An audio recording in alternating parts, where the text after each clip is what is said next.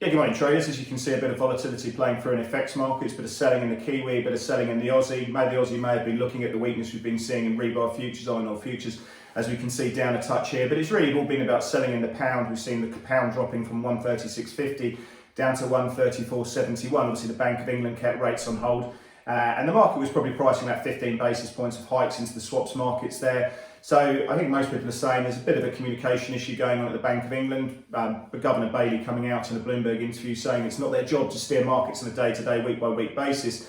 But we've seen some volatility in the front end of the gilt curve. We look forward to the Bank of England meeting on the 16th of December. The market's already discounting 13 basis points of hikes, which may be a bit optimistic, but we've got to look for the next data points which come out with the jobs numbers and the CPI numbers in the UK on the 16th and 17th of November, and that might solidify things there. So watching pound vol.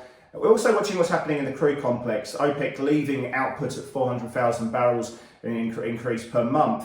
They refuse to cede to sort of pressure from the US, but certainly the oil market is now on watch for whether the OECD nations come out and release some of the SPRs into the market, and I think that's caused the reversal. Brent trading up to 84.49 before we've seen this big 5% reversal, and everyone's on tender hooks now to see that announcement playing through.